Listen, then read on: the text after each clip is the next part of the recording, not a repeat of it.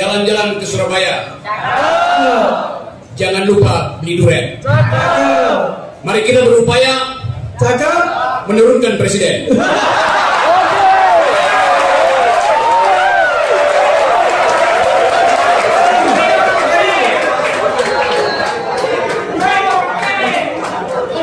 Biasanya teman-teman ada yang ngomong video nih bang, teman-teman nih bang, kelewatan tadi bang.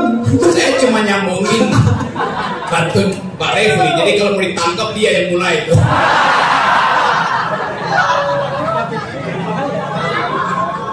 Tapi memang hanya dengan cara itu kita bisa berpikir tentang pemilu yang jujur dan adil. Kenapa presiden mesti diturunkan?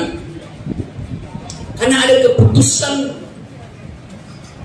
Majelis Kehormatan Mahkamah Konstitusi yang dipimpin oleh Jimli Asyidin yang di poin 8 mengatakan perbuatan tercelah dari Ketua Mahkamah Konstitusi Maman Usman disebabkan adanya intervensi pihak luar.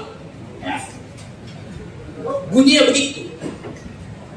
Pertanyaan kita, siapa pihak luar itu yang mampu mengintervensi Ketua Mahkamah Konstitusi?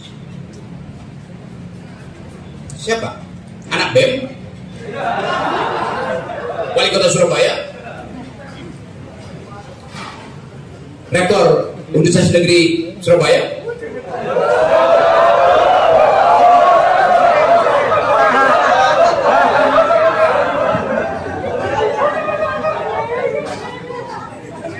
Secara logika yang mampu mengintervensi Ketua Mahkamah Konstitusi adalah pejabat di atas Mahkamah Konstitusi. Benar nggak? Iya.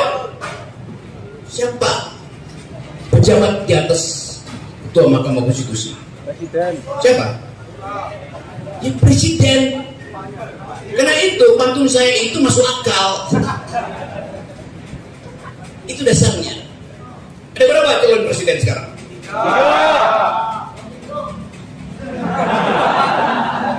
Itu bukan calon presiden, itu presiden.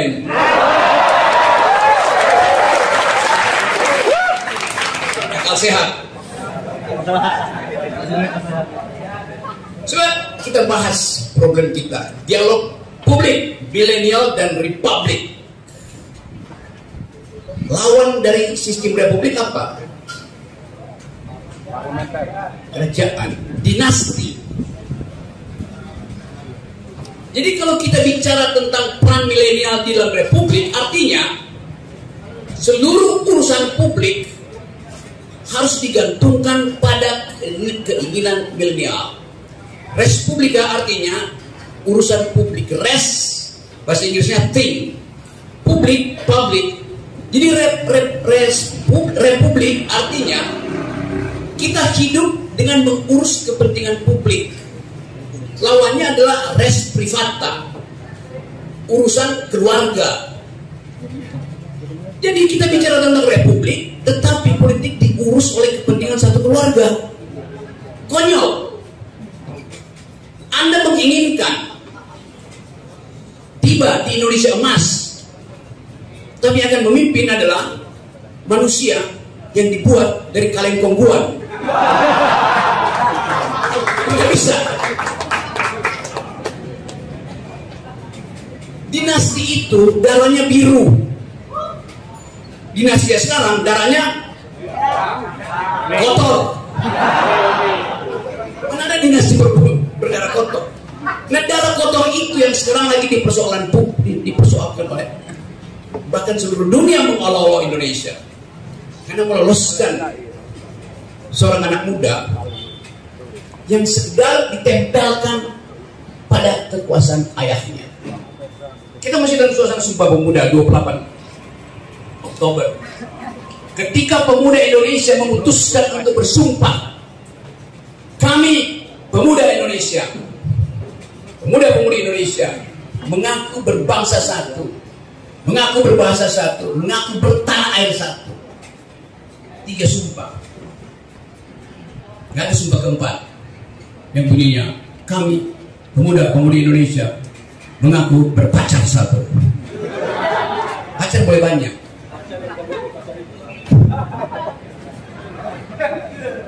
Istilah pemuda yang sekarang disebut milenial dimaksudkan untuk menghasilkan masa depan. Pemuda artinya mereka yang menginginkan ada harapan. Sekarang per hari ini ada 15,5 juta pemuda Indonesia yang mengalami gangguan jiwa. Statistik bilang begitu. Karena kehilangan harapan. Ya mungkin separuh dari Anda juga mengalami gangguan. Dan saya kira Anda semua di sini mengalami gangguan jiwa karena mengundang saya bicara di sini. Jadi teman-teman, kita ada dalam kecemasan itu. Apa yang mau kita capai di 2045? Kalau dari awal kemampuan kita untuk memikirkan 2045 tidak diperlihatkan jejaknya oleh para pemimpin tadi. Siapa? 1928. Anda bayangkan kecerdasan para pemuda untuk menemukan istilah republik, kendati belum resmi dikatakan. Tetapi mereka sudah paham bahwa republik itu adalah urusan publik. Karena itu harus ada kebangsaan, harus ada tanah air, harus ada bahasa untuk ucapkan kepentingan publik. Lalu pindah semangat pemuda itu ke 10 November yang baru kita peringati kemarin. Dari Sumpah Pemuda pergi ke Hari Pahlawan. Hari Pahlawan itu hari pemuda marah pada kolonial. Dan itu diperingati di sini di Surabaya 10 November itu. Itu yang menginspirasi Presiden Soekarno untuk menemukan satu tagline yang dia sebut, beri saya 10 pemuda dan saya akan guncang dunia. Itu Presiden Jokowi yang bilang. Ya, iya, yang dibilang Presiden Jokowi, saya kirim satu pemuda, saya jadikan dia wapres.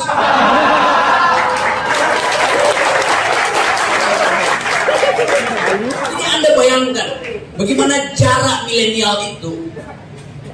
Dan kita masih lihat, ini era milenial artinya era digital. Era digital artinya bertengkar melalui fasilitas sosmed. Tapi Anda lihat sepanjang Pulau Jawa ini, setiap 100 meter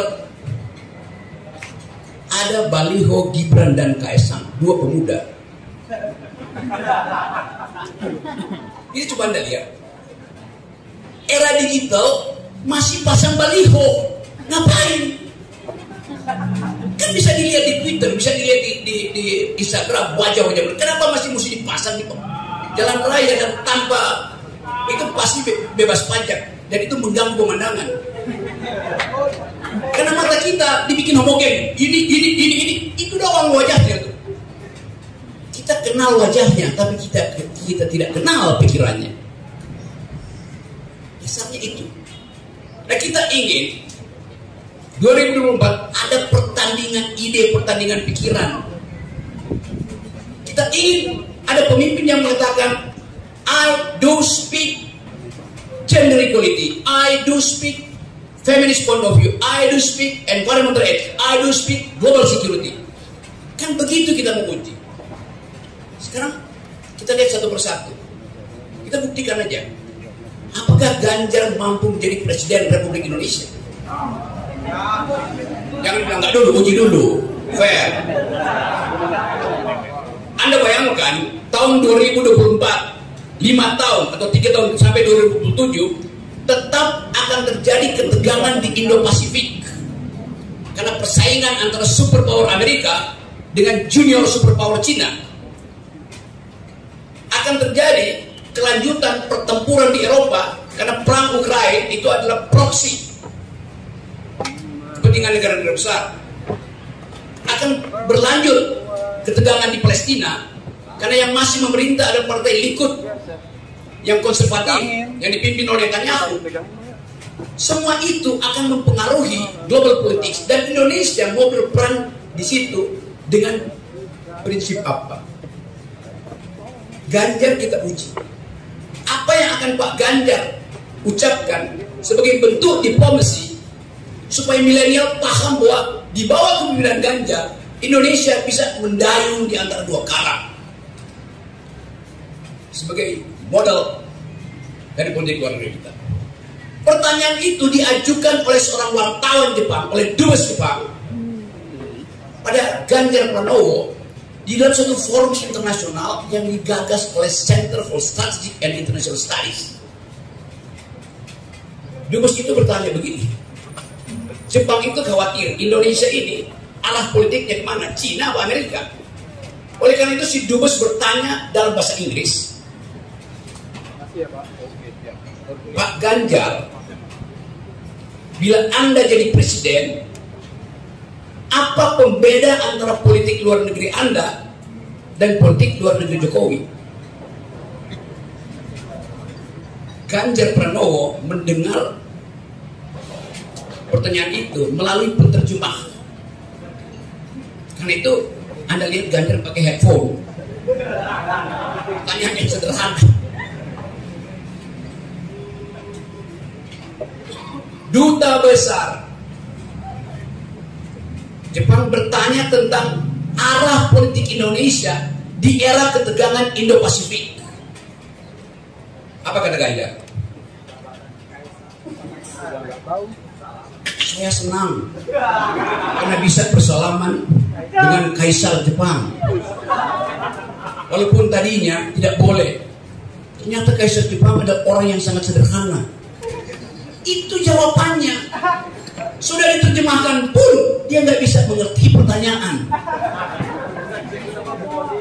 Apalagi kalau pertanyaan abstrak datang dari pemuda Surabaya. Jadi kualitas itu kita lihat sehari-hari. Bukan kita mau menghina Ganjar, tapi faktanya begitu.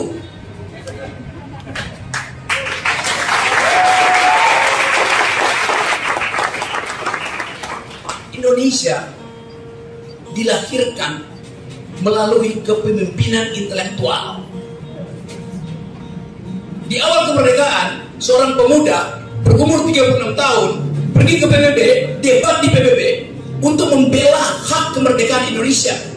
Umurnya 36 tahun, namanya Sultan Syahrir. Sekarang ada seorang pemuda, umurnya sama,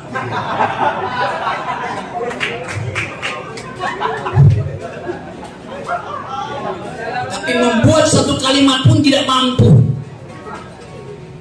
Pidato Gibran pertama adalah, tenang, saya sudah ada di sini.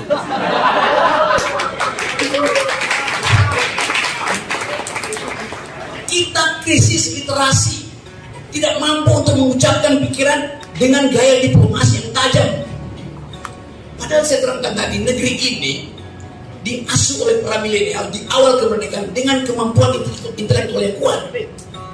Apakah mereka lulusan universitas? Tidak. Mereka otodidak, belajar sendiri, tidak peduli dengan IPK, tapi mereka mampu untuk mengenali apa problem bangsa ini di dalam pertarungan dengan dunia internasional. Salah seorang diplomat unggul kita namanya Haji Agus Salim, orang Padang. Dia lulusan SMA, atau mungkin nggak lulus pada SMA, tapi logikanya kuat karena dia membaca literatur, logika, filosofi, ekonomi, politik. Dia terliterasi karena keinginan dia sendiri untuk tajam dalam berpikir. Karena tantangan, dia harus berdebat dengan orang Belanda, dia harus berdebat dengan orang Inggris, dia harus berdebat dengan orang Amerika. Dilatihlah forum itu di antara mereka. Satu waktu di dalam suatu pertemuan politik, Haji Agus Salim kasih presentasi mewakili KIB.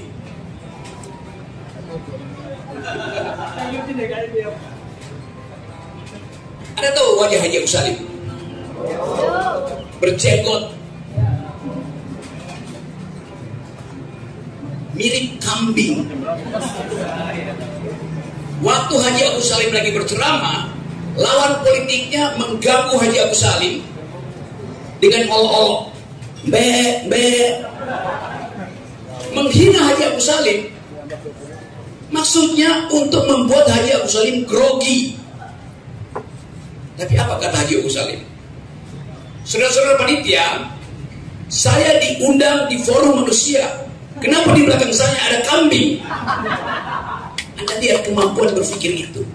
membalikkan ledekan dengan kemampuan intelektual. Izin bang, kurang 1 menit punya dari abang. Jadi yang kita butuhkan adalah jalan-jalan ke Surabaya, jangan lupa beli durian. Karena kita berupaya menurunkan presiden. Tepuk tangan buat Bang Rocky. Rocky.